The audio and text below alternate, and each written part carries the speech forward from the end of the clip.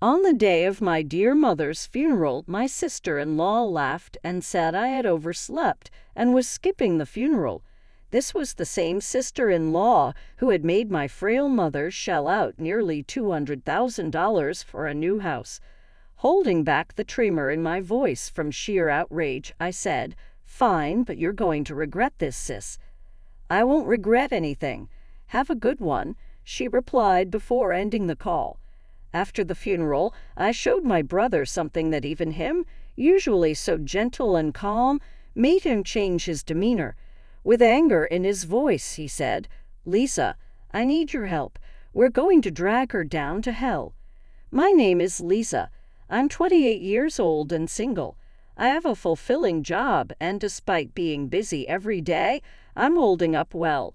Today is a weekend, a day off from work, and I returned home where my mother lives after a long while. "Hi, Mom. Have you been doing well?" "Welcome back, Lisa. I'm glad to see you," she said. We talked as we sipped our tea together. My mother is a kind person, gentle and elegant. A few years ago, my father passed away, and she has been living alone ever since.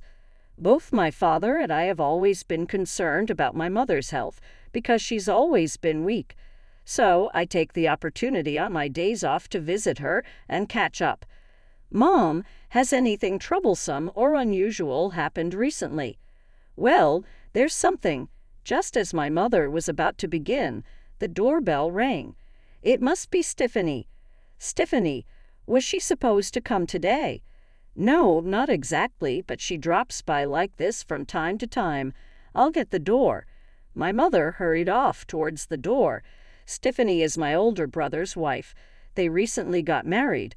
I often wonder how my brother, who is rather quiet and easygoing, ended up marrying someone as talkative and pretty as her. Even though I find her unannounced visits a bit intrusive, I appreciate her for caring about our mother. "Hello, everyone. Oh, Lisa. Long time no see." "Hello. It's been a while. Lisa, you're still working, aren't you? You work in accounting, right?" "Personally, I could never do it. I'm totally swamped with housework. It'd be nice if you could get married soon, too." "Yeah, maybe. My sister-in-law is meek in front of my mother, but from time to time she makes such passive-aggressive comments to me. I don't know if she means any harm, but it certainly makes me uneasy. It seems like my sister-in-law is here too, so I'll be going now." When I said goodbye to my mother, she replied, "All right, Lisa. Let's catch up more next time," and saw me out. I wondered if Mom was getting along well with that sister-in-law. She's not the type to talk badly about others, so I worried she might be bottling something up. Concerned, I headed back home. A few months later, I heard from my mom that my brother was building a fancy new house. "Huh, my brother has a decent income, but he's not exactly rich, right? And my sister-in-law is a full-time homemaker. How are they able to build such a house?" "Well, I actually helped him out a bit with some money from your father's inheritance." "How much do you mean by a bit?" "About $20,000, I suppose." "20K, Mom? Are you out of your mind?" I exclaimed in surprise. My brother and I were raised by our late father to be independent once we reached adulthood, so I couldn't comprehend why my mom would give away such a large sum of money. "Well, Stephanie, your sister-in-law, came over almost every week begging for help, so and besides, Andrew and Stephanie promised to take care of me since we'll be living together. I couldn't turn them down." "Well, if you're okay with it, Mom. But are you sure you're not overdoing it?" "No, not at all. This will mean less worry and trouble for you, Lisa. I'm actually looking forward to this new life," Mom said with a smile. Later on, they built their house, and my brother, his wife, and Mom started living together. When I visited to bring a housewarming gift, I was taken aback by the luxurious house. It had a modern-style kitchen and bathroom, expensive-looking interiors with pure wood, and a spacious backyard. There was no way my brother could afford all this on his own. My sister-in-law proudly showed me around the house. Once the tour was over, I quietly spoke to my brother. "Congrats on your new house, Andrew. Please take good care of Mom." "Thanks, Lisa. Don't worry. Stephanie will look after Mom while I'm at work." I felt bad about Mom offering to contribute, but we're going to make sure she's even happier from now on. It seemed my brother didn't know that his wife had repeatedly visited our mom to beg for money for the new house. I find him to be a good and kind person, but his obliviousness worries me at times. "All right, just make sure to take care of her. You too. Leave Mom to us and focus on your work. Don't bring up work." "Oh, right. Sorry." After finishing our conversation, I gifted him an envelope with some cash and a standing clock. This clock also helps monitor health, so please place it somewhere visible in the living room. "Thanks. This clock is pretty high-tech, huh? But it could be good for Mom, and it looks stylish. Let's put it here." My brother placed the clock on a shelf in the living room. I should head home now. Take care. My sister-in-law was busy on the phone in another room, and I left the grand house with my mother and brother seeing me off. Half a year since then, my mom, who had been a concern, seemed to be getting along well with my brother and his wife. I was able to focus on my work, thinking these days would continue until I heard the news of my mom's passing. When my brother returned from work, he found that our mother had stopped breathing. It seemed she had passed away alone in her room. The doctors at the hospital explained that her pre-existing heart condition, exacerbated by overwork, was the likely cause of death. "Mom, why all of a sudden? Mom, I wish I had come home earlier. I'm sorry." My brother and I clung to our now lifeless mother, tears streaming down our faces. My sister-in-law, Stephanie, wasn't present at the scene. "Brother, wasn't Stephanie supposed to be at home? And what do they mean by overwork? Stephanie wasn't home." "As for overwork, I don't know either. Stephanie handled all the household chores, so it doesn't make any sense." My brother seemed confused as well. Despite feeling uneasy, I spoke up. "Well, first we need to arrange our mother's wake and funeral. You'll probably be the chief mourner, Andrew." "You're right, Lisa. Can you help me?" So my brother and I began frantically preparing for the memorial service. It was overwhelming. The number of preparations we had to make for my mother's funeral, from finding a venue to deciding on the plan and contacting people. Somehow we managed to finish the wake, and the next day was the day of the funeral. While my brother and I busily attended to our visitors, my sister-in-law was idly sitting around doing nothing. Stephanie didn't help, nor did she shed a tear. Despite my growing frustration with her, the bustle of the event prevented me from confronting her. "Andrew, tomorrow is the funeral, and as the chief mourner, you're going to be really busy. Why don't you and Stephanie go home for a while? I'll stay here." "Yeah, I appreciate that, Lisa. Thank you." My brother and Stephanie left together. After they left, I took out my work laptop in the now empty room and began to work throughout the night. I barely slept. The next morning, the day of the funeral, the service was scheduled to start at 10:00 a.m. I met up with my brother at 6:00 a.m. to prepare. We were overwhelmed with preparations, checking the eulogy my brother had written as the chief mourner, meeting with the funeral director, and so on. My brother had said that Stephanie would come later when it was time for the funeral. Then, around 9:30 a.m., I received a call from Stephanie. "Hello, Lisa. I'm calling because Andrew wouldn't pick up his phone." "Okay, I just woke up. I overslept and won't be able to make it to the funeral." Struggling to keep my voice steady and avoid showing my rage, I managed to respond. "All right, but you might regret it, you know." "I don't think so. Anyway, I know you're busy, but hang in there." Stephanie hung up. "Hey, was that Stephanie just now?" my brother asked. "Yeah, she overslept, then said she's not coming today." What on earth is she saying? It's our mother's funeral." "Just focus on the funeral, Andrew. I have something to show you afterward." Somehow we managed to get through the funeral together. My brother and I paid our respects to our mother's remains.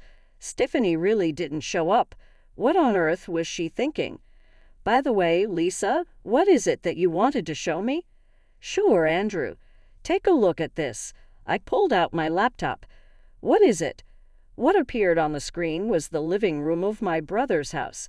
The clock I had given him as a gift had a camera installed for monitoring elderly folks or pets.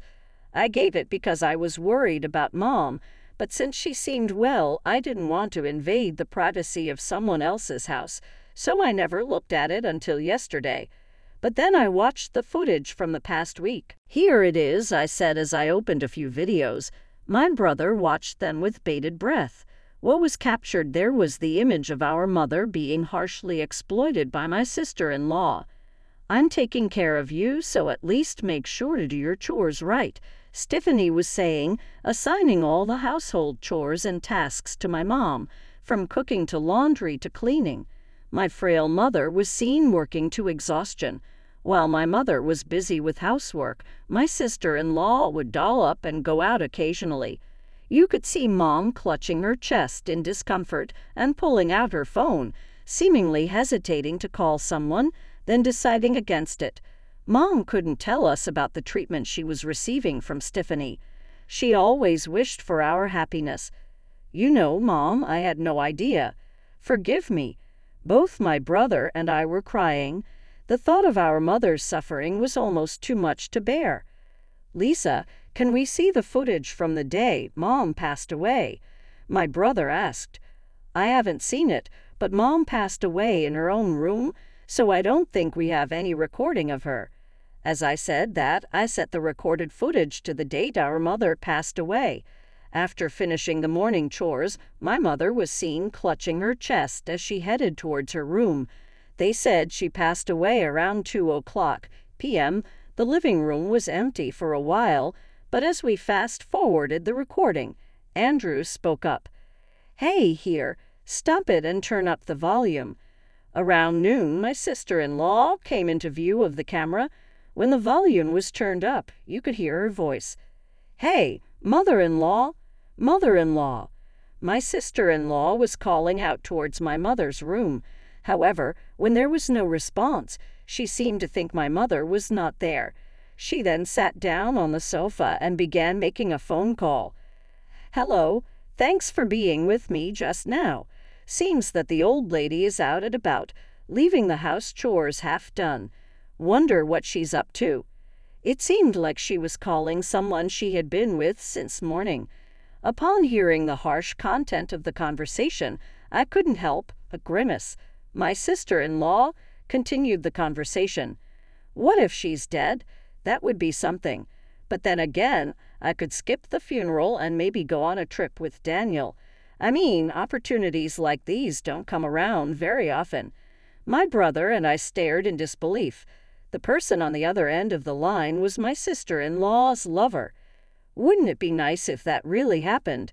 Then I could make up some story about domestic abuse from my husband, get a big divorce settlement, and buy this house.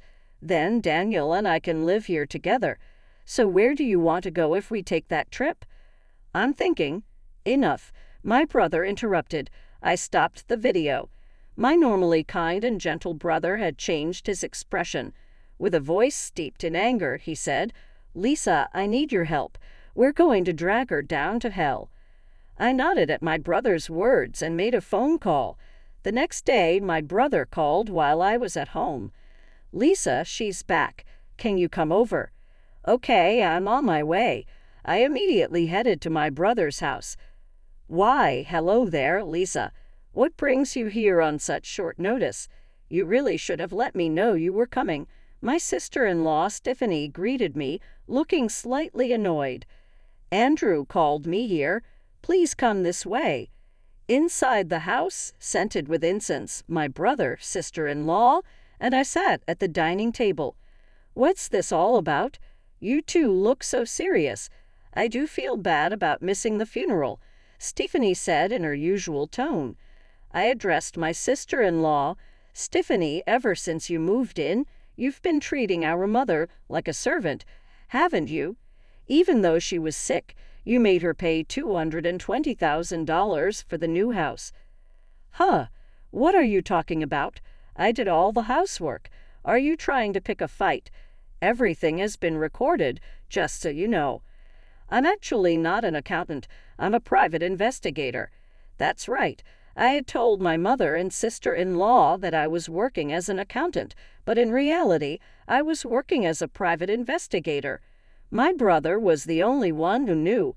I pointed to the surveillance camera embedded in the living room clock and showed her my phone.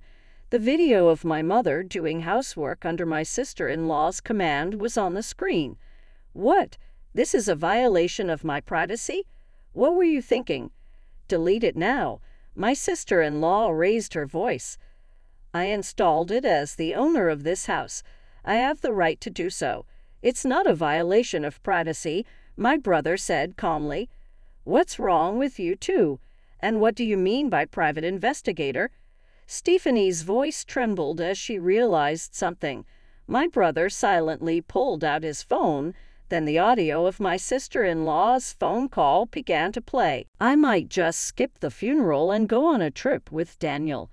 Maybe make up a story about domestic abuse from my husband for a big divorce settlement." Her voice echoed from the recording. Stephanie's face went pale. "No, this isn't what it seems. Please hear me out," she pleaded. "What's the difference? Tell me," my brother demanded. "We were just joking around. I didn't cheat. There's no evidence, right?" "But there is." I spread out several pictures on the table, images of her coming out of a nearby resort with a man, being intimate in their car, and even entering a hotel on their way back. Clear evidence of cheating. "What's this? How did you get these?" "You told him over the phone about where you wanted to go on your trip and how you wanted to spend the night together with him. I had someone in our company take these photos immediately." "How could you do such a thing during our mother's funeral?" As I spoke calmly, my sister-in-law began to lose her temper. "Oh, enough. What's wrong with you all?" My brother said. "There's no way we can stay married after this, Stephanie. We're getting a divorce, but I'm going to take plenty of alimony, and you're going to have to move out of this house." "Excuse me." My brother and I exchanged a glance. "What on earth are you talking about?" "I mean, when people get divorced, the wife receives alimony, right? Now hurry up and give me my money." That's not true. Since you cheated, you're the guilty party, and you're the one who will have to pay compensation to my brother." "Obviously, you're a bigger fool than I thought. Pitiful. Just like Lisa said, I'm going to demand alimony from you and from your lover, too." Stephanie's face turned red with fury. "Besides, it's for me to tell you to leave.